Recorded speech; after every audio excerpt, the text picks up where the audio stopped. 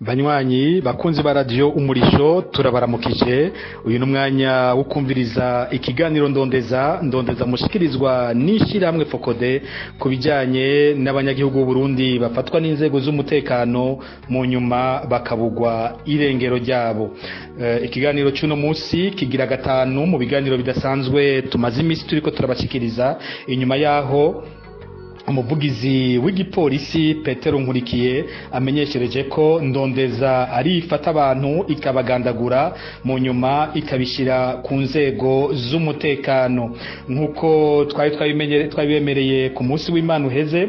Ikiganiro ndondeza cy'uno munsi kiza kwibutsa abantu isekeza ndondeza ryakoze ko amatohoza bafashwe mu mwaka w'2017 bakabugwa irengero ryabo. Uwa mbere tugiye kubashikiriza uyu munsi ni Claude Nduwarugira yafatiwe ku mugwa mukuru w'intara ya Rumonge, akaba yafashwe kugenekerezo rya 11/0 umwaka w'2017.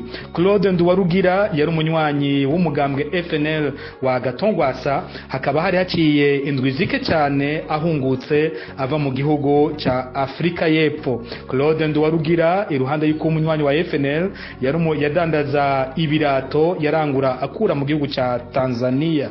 Yari umuntu akunda gusohora cyane ivyumviro vyiwe aciye ku buhinga ngurukana bumenyi, aho yakorera ku ma groupe WhatsApp atari make. Muri izo groupe WhatsApp hari imwe yitwa Our Family yahuriyemwo na atarazi ko harimwo abakozi b'iperereza. Muri abo harimwo umukenyezi umwe yagize umugenzi wiwe yakunda kumuganiriza bahuriye muri iyo groupe nyene, maze baza kumvikana ko bazohura ku igenekezo rya 11 mu 2017 bagahurira kuri parking yo mu Rumonge, maze bagasangira urugendo bikitwa ko bari bagiye ku rubanza mu ntara ya Makamba. Claude Nduwarugira yarasezeye umuryango wiwe arawumenyesha ivyo byose yari yavuganye n'uyu mugenzi yari yakuye muri iyi groupe ya WhatsApp, maze nkuko byabivuganye bahurira kuri parking yo mu Rumonge. Uyu mukenyezi yaje ari kumwe n'abandi bantu bazananye muri Jeep ya Prado ibiyo bitabona. Claude Nduwarugira amaze kwinjira iyo Jeep imodoka ho kuji Makamba itumbera iji Bujumbura. Guhera ico gihe gushika uyu munsi nta urasubira gukubita ijisho Claude Nduwarugira. Kwigenekerezo rya 24 ukwezi kwa mbere mu 2017 nyene, Adjudant François Nkurunziza yarajejwe ivy'intwaro mu ikambi yo ku Mukoni mu ntara ya Muyinga yarahagaritswe, ahagarikwa n'abakozi b'iperereza n'abapolisi bari barongowe n'uwatwara iperereza aho nyene mu ntara ya Muyinga, Gerard Ndayisenga. Adjudant François Nkurunziza ku matohoza yakozwe na ndondeza yafashwe ari kumwe n'abandi bantu babiri. Abo bantu babiri twashoboye kumenya amazina, bakaba bari bava mu ikambi y'abatashijwe izabo yo kumutaho.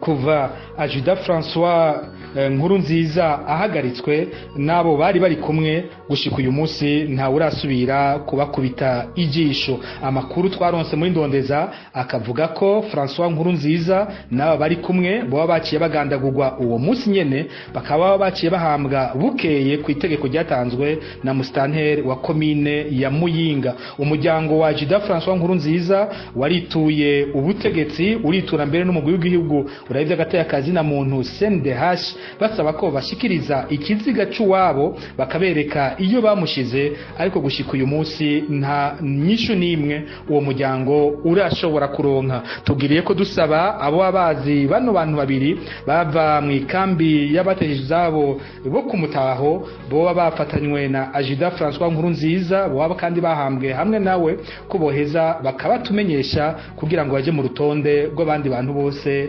babuzwe irengero ryabo. Twokwibutsa kandi ko igihe Adjudant François Nkurunziza afatwa bwari bukeye ikambi yo ku Mukoni yarayitewe n'abantu batazi. Ivyo bikaba byakurikiwe n'ifatwa ry'abasirikare batari bake mu makambi, haba mu ikambi yo ku Mukoni n'andi makambi yo mu gihugu. Kwigenekerezo ry'umunani ukwezi kwa kane mu 2017 nyene, Pacifique Birikumana umushoferi wo muri Ekonoma Generale ya Diocese y'Abakatolika y'Ingozi nawe yarafashwe n'imbonera kure ku mugoroba. Guhera ico gihe ntarigera asubira gutogwa irengero ryiwe.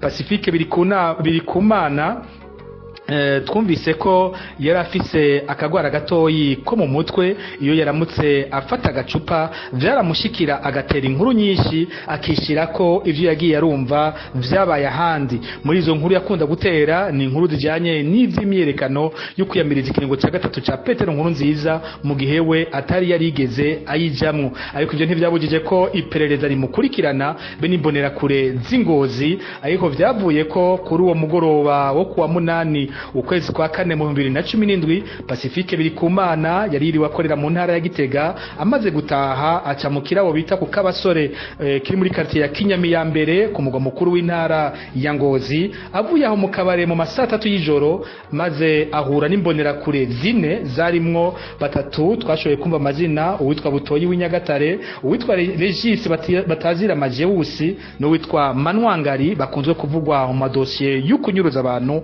maze baramuhagarika bamwinjiza mu modoka ya TI bavuga ko yoba yari yo kwa Venance Miburo yararongoye iperereza aho nyene mu ntara ya Ngozi. Bamufashe bivuga ko bamucishije mu ngoro ya CNDD-FDD, mu nyuma bakamutwara ku hoteli yo mu Vyegwa yo kwa Colonel Dominique Nyamugaruka, ihoteli ikunze kuvugwa gose mu bijanye no kunyuruza abantu. Guhera ico gihe nta urashobora gukubita ijisho Pacifique Birikumana. Kwigenekerezo rya 20 muri uko kwezi nyene kwa kane mu 2017 naho harabuzwe irengero Honorable Oscar Ntasano, umunywanyi akomeye cyane w'umugambwe CNDD-FDD, yava akaba yari yarabaye umukenguza amateka aserukira intara ya Makamba kuva mu 2005 gushika mu 2010, mu nyuma hinduka umushinga amateka w'intara nyene ya Makamba kuva mu 2010 gushika mu 2015. Ikindi kizwi nuko Oscar Ntasano yari umugenzi akomeye cyane w'umukuru w'inama nkenguza amateka Reveriano Ndikuriyo. Oscar Ntasano yari n'umugwiza atunga akomeye, akaba yarafise amasosiyete abiri ahambaye, yitwa Bitco ikorera muri quartier Asiatique mu gisagara ca Bujumbura, niyitwa Nonora Beach Hotel, iyo nayo iyo hotel ikabiri ku nkengera z'ikiyaga Tanganyika mu gisagara ca Bujumbura nyene. Oscar Ntasano amatohoza yakozwe n'isekeza ndondeza yerekana ko yazize amasezerano y'ugukotesha iyo hoteli yiwe Nonara Beach yaraherutse gusinyanira n'ishyirahamwe mpuzamakungu ONU, akaba yasinye ayo masezerano mu kwezi kw'icenda mu mwaka w'2016. Yari amasezerano akomeye yari yagwaniye n'ibihangange bindi bibiri by'abadandaza, aba nabo akaba bari bafatanije n'abategetsi bakomeye b'igihugu, havugwamwo ko harimwo Petero Nkurunziza na General Alain Guillaume Bunyoni. Aya masezerano arakomeye kuko ku kwezi ishyirahamwe mpuzamakungu ONU ryogirira riha Oscar Ntasano ibihumbi 50 by'amadolari, bisigura imiliyoni zirenga 100 ku kwezi. Ayo masezerano kandi akaba amasezerano y'imyaka 10. Kuba rero yarashoboye gutahira iryo soko, akaba we yari yisunze Reveriano Ndikuriyo, byo bavyarababaje abandi bagiye baramutera ubwoba, kuko imbere y'ukugwa irengero Oscar Ntasano yaronse amatelefone menshi amutera ubwoba. Birandikwa ku rubuga ngurukana bumenyi kuri Twitter, birandikwa naho nyene ku bantu begereye cyane Petero Nkurunziza, baramutera ubwoba bavuga ko ariko akorera abakoroni, ari umwasi w'igihugu. Mu nyuma atelefonwa n'umutegetsi akomeye cyane mu gipolisi amumenyesha ko adahagaritse iyo kontra yo muri ONU bizomugora gose. Hacindwe zibiri gusa Oscar Ntasano aba arabuzwa irengero ryiwe. Amatohoza yakozwe n'isekeza ndondeza yerekana ko mu kubugwa irengero Oscar Ntasano yatezwe umutego n'umukozi w'iperereza ry'ukirimba cya Petero Nkurunziza yari yitwa Lambert Bitangimana. Uyu akaba yaje yita umunyagihugu w'umurundi aba mu gihugu cya Canada, akaba avuga ko yari mu buruhuko mu Burundi, akaba yashaka kandi gukotera itongo Oscar Ntasano. Uyu munsi abugwa irengero kuwa 20 ukwezi kwa kane mu 2017 Oscar Ntasano vyitwa ko azindutse mu gatondo ka kare agiye kwereka Lambert Bitangimana iryo tongo yategerezwa yashaka kumukotera. Oscar Ntasano yagiye aherekejwe n'abakozi biwe babiri, Thierry Ngendabanka na Remy Nsabumu Habumuremyi. Abo bose uko ari batatu gushika uyu munsi nta urasubira kubakubita ijisho. Haciye iminsi ibiri gusa Lambert Bitangimana nawe yahamagawe n'urongoye iperereza ryo ku kirimba ca Petero Nkurunziza uwitwa Major Noel Banyiyezako, amuhamagara ko yoja Ingozi yirigwayo hari ibikorwa bamwemeye ko aza gukora, maze ku mugoroba w'uwo munsi nyene ahagarikwa n'abakozi b'iperereza b'Ingozi bambaye impuzu z'igipolisi, bagenda bamujanye agenda aravuza induru. Bukeye Lambert Bitangimana atogwa ari kiziga ku masanganzira ya Muyinga. Icyatangaje abantu, igipolisi wa Petero Nkurikiye asohora amatangazo ku rubuga ngurukana bumenyi rwa Twitter yandika ko Lambert Bitangimana ari we yanyuruje Oscar Ntasano, kandi ko yaciye agira isanganya mu modoka ya Oscar Ntasano aho nyene imuyinga. Ariko igitangaje kuva bavuga ngo yagize isanganya, ikiziga ca Lambert Bitangimana igipolisi ntikirigera kicerekana ngo bagihe umuryango wiwe ushobore kumushingura. Amafoto afiswe na Fokode ku matohoza kandi twakoze vyerekana ko Lambert Bitangimana yapfuye anizwe hakoreshejwe umugozi. Ivyo tukaba tufise ivyemezo by'amafoto mbere twashoboye no kwerekana, turashyira ku rubuga ngurukana bumenyi. No kuvuga rero ko uyu munsi ibugu irengero rya Oscar Ntasano ryahitanye abantu bane, aribo Honorable Oscar Ntasano, abakozi biwe babiri Thierry Ngendabanka na Remy Sabumuremyi, hamwe n'umukozi w'iperereza ryo ku kirimba kwa Petero Nkurunziza Lambert Bitangimana. Tugiriye ko dusaba abo abazi Thierry Ngendabanka na Remy Sabumuremyi kubo twandikira muri ndondeza, maze aba nabo tukabashyira ku rutonde rw'ababuzwe irengero ryabo. Muri uwo mwaka nyene, muri uko kwezi nyene kwa kane mu 2017 kwigenekerezo rya 2023 harafashwe umunywanyi akomeye w'umugambwe MSD yitwa Leo Bangiricenge. Leo Bangiricenge yitavye telefone y'uwo bakorana mu by'ubudandaji, abo bavugana ko bagira bahurire ku rugo iwe mu Kamenge, maze mu gihe arindiriye ko umwe bakorana amushikira, haza imodoka y'iperereza irimwo Joseph Mathias Niyonzima n'abandi bakorana bagenda batwaye Leo Bangiricenge. Haciye iminsi ibiri gusa uwundi munywanya akomeye w'umugambwe MSD yitwa Remy Ndagijimana nawe ahamagawe ku telefone n'imbonera kure n'uwatwara imbonera kure Isororezo, amubwira ko amuronkeye akazi k'ubushoferi ngo amanuke mu gisagara ca Bujumbura. Remy Ndagijimana aramanuka, ageze ku Mutanga Sud niho yahura n'imodoka yo mwiperereza. Iyo nayo yari imodoka TIA y'ibiyo bitabona, yari nk'umukozi w'iperereza yitwa Jodas hamwe n'abandi. Nabo baca niko kuca banyuruza Remy Ndagijimana. Amatohoza ya Fokode yerekana ko Leo Bangiricenge na Remy Ndagijimana bagiye gupfungirwa mu kirabo iwabo w'abantu cyahoze cegukira General Adolphe Nshimirimana. Bahapfungirwa iminsi mikeyi baborezwe igufa, mu nyuma baba bake batwagwa mu nzu itazwi mu Kajaga. Mu nyuma bo kandi bahavuye bagandagurwa kwigenekerezo rya 31 Rusama mu mwaka w'2017. Tugasaba ko hoba amatohoza kuri ivyo, ariko nko twabivuze kuva bafashwe Leo Bangiricenge na Remy Ndagijimana ntaho urasubira gutora irengero ryabo. Mu kwezi kwa gatanu kwigenekerezo rya 25 Rusama mu 2017 naho harahagaritswe imbonera kure zibiri zari zizi cyane ku Musaga, abo n'uwitwa Aime Aloyize Arakaza batazira Musaga n'uwitwa Edi Uwimana. Bano bose uko ari babiri bahamagawe mu gikorwa kidasanzwe ngo mission special, babahamagara ko batonda ku kirindiro cy'imbonera kure kiri mu Kanyosha, aho basanga izindi mbonera kure zibiri zizwi cyane, uwitwa Pascal Minani batazira Mabiya n'uwitwa Samsoni. Maze barahashika, bahageze baca barabohwa, bahabwa umwe mu bacungera Petero Nkurunziza, umupolisi Brigadier Jonas Ndabirinde. Uyoba yaciye abatwara mu ikambi ya Api yo mu Ngagara isanzwe icungera Petero Nkurunziza. Mu nyuma bano bantu babiri ntibasuye gutorwa irengero ryabo gushika uno munsi, bikavuga ko baba bahavuye bagandagurwa ku itegeko ryatanzwe n'umwe mu bihangange by'abagenerale ba CNDD-FDD. Kwigenekerezo rya gatatu ukwezi k'umunani aho nyene mu 2017 umunyeshure w'umunyarwanda yitwa Faustin Gashema yari yiga mu gisata cy'ivy'uburimyi muri kaminuza y'Ingozi yarahagaritswe nawe kubahagaritswe gushika uyu munsi nta urasubira gutora irengero ryiwe uko twumvise vyagenze. Faustin Gashema yari amaze imyaka 6 yiga muri iyo kaminuza akaba yarazwi gose mu gisagara ca Ngozi aho yari amaze gupfungirwa incuro zibiri iruhande n'igihe yapfungiwe mu ntara ya Kirundo. Igihe cyose yagiye rapfungwa yavugirwa na kaminuza yigamwo be n'abanyeshuri abagenzi biwe harimwo n'imbonerakure niwe bamutabariza maze agaheza akarekugwa. Icyagiye guhumira Faustin Gashema nuko mu gihe yari mu buruhuko mu gihugu cy'u Rwanda yasize kuri profile yiwe ya WhatsApp ashirako ifoto yambaye impuzu z'igisirikare cy'u Rwanda, ariko benshi bariko aramubwira bati iyo foto ushize kwizogukwegera ntuzuhirahire ngo usubire kugaruka mu Burundi. Yabwira ati ntaco bitwaye uko mwese murabizi ko jewe ntigeze mba umusirikare. Izo mpuzu z'igisirikare yari yazambaye mu bikorwa by'ivyigwa bagira mu Rwanda abanyeshure, ivyigwa byo kubakundisha igihugu bakabikora bambaye impuzu z'igisirikare.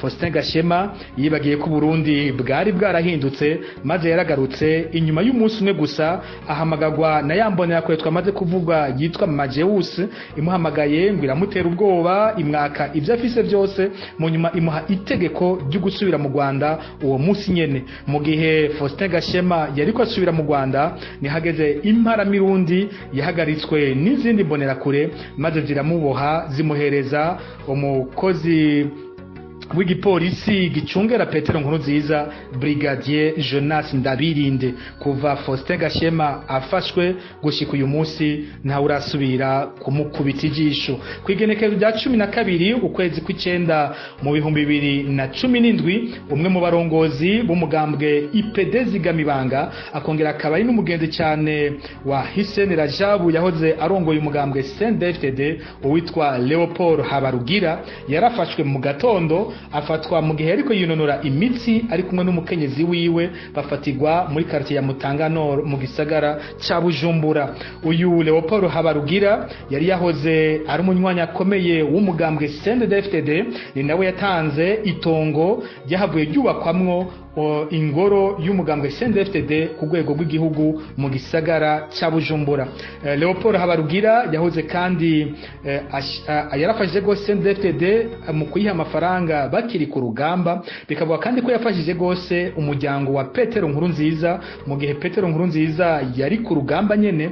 Akaba Leopold Habarugira havuga ko yigeze no kuja kunyegeza mu gihugu ca Tanzania abana babiri bakuru ba Petero Nkurunziza uwitwa Kevin n'uwitwa Kelly. Ariko ivyo byose nta na kimwe byafashije kugira ngo bikingire Leopold Habarugira nkuko tuvyumvise ku igerekezo rya 12 Nyakanga mu 2017 yafashwe mu gitondo afatwa n'abakozi b'iperereza abo twashoboye kumenya mu matohoza twakoze muri Ndondeza no witwa Merance Niyibigira uwitwa Werars no witwa Mathias Nduwimana batazira Atia.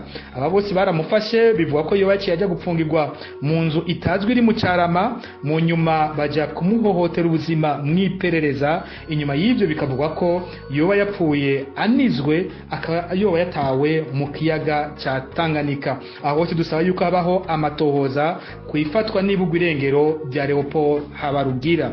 Kwigenekezo rya 19 mu kwezi kw'icumi mu 2017 naho harafashwe umupolisi wo mu ntara ya Muramvya yitwa Brigadier Gaston Cishahayo. Uyu nawe mu gufatwa kwiwe yagorobeje ibugarama ariko asangira icupa n'umugenzi wiwe yari yajava mu gisagara ca Bujumbura. Mu nyuma abandanya asangira agacupa nyene n'urongo yiperereza mu ntara ya Muramvya uwari witwa Remy Mutabazi Misigaro. Mu nyuma uko amakuru twaronsa bivuga Brigadier Gaston Cishahayo yasohotse mu masaha 3 y'ijoro nk'ugiye kugura amayinite ya telefone yiwe, maze abakozi b'iperereza yaba umwe Remy Mutabazi Misigaro n'abamugendanira baca bagenda bamukurikiye. Bose ntibagarutse muri ca kirabo ahubwo baciye bafata Brigadier Gaston Cishahayo bamwinjiza mu modoka bafata ibarabara rya Muramvya. Bageze ngo hagati batarashikira imuramvya bahavuye ngo bafata Gaston Cishahayo bivuga ko boba bamugandaguriye aho nyene mu nzira maze bukeye bakwiragiza hose ko Brigadier Gaston Cishahayo yahungiye mu gihugu cy'u Rwanda ubutwara igipolisi imuramvya azinduka aza gufata ibikoresho byose bya Brigadier Gaston Cishahayo bacarungika umwe mu bamugendanira mu miryango ya Gaston Cishahayo haba Bujumbura haba mu mabanda mu ntara ya Makamba uwo muntu agenda gukwiragiza hose ko Gaston Cishahayo yahunze igihugu ngo yoba ari mu gihugu cy'u Rwanda aho hose nta matohoza namwe yigeze akogwa kubijanye n'ibugwa irengero rya Brigadier Gaston Cishahayo tugasaba ko baho amatohoza kugende vyagenze ivy'inyiruzwa giyiwe haciye ukwezi kwigenekezo rya gatanu mu kwezi kw'icumi na rimwe mu 2017 naho umunyeshure wo muri kaminuza y'umuco Université Lumière de Bujumbura yitwa Clovis Ngabirano akaba aturuka muri commune Tangara mu ntara ya Ngozi nawe yarafashwe afatirwa mu Kamenge aho yaragiye mu musi mukuru mugenzi wiwe yaramutse aronka urupapuro rw'umutsindo kuri uyo musi uko amatohoza yisekeza ndondeza abivuga muri ivyo birori vy'umunsi mukuru vya mugenzi we Clovis Ngabirano yagiye abona abapolisi babiri binjira aho yari yicaye baramufata baramusohokana bamwinjiza mu modoka ya Toyota Tia y'ibiyo bitabona bagenda bamujanye aho hari nka 8:30 y'umurango kuva bamujanye Clovis Ngabirano yaratabarijwe ariko nta na kimwe cyakozwe kugira ngo igipolisi gifate abagiye batwaye Clovis Ngabirano banafatana ya modoka kuko imparati yayo yari izwi gushika uyu munsi nta wuzi irengero rya Clovis Ngabirano amatohoza yakozwe n'isekeza ndondeza akerekana ko ari abantu benshi bava aho muri Tangara cyane cyane bahoze mu ikambi y'abatahije zabo y'Umusenyi bagiye barafatwa kuva ico gihe gushika uyu munsi atawuzi irengero ryabo ningaha rero hagarukiye ikiganiro ndondeza cuno munsi igikurikira muzocumva ku munsi w'Imaniza arico kizorangiza bino biganiro bidasanzwe twariko turabashikiriza tukabibutsa yuko mushobora kwandikira ndondeza ku nimero ya WhatsApp murakoze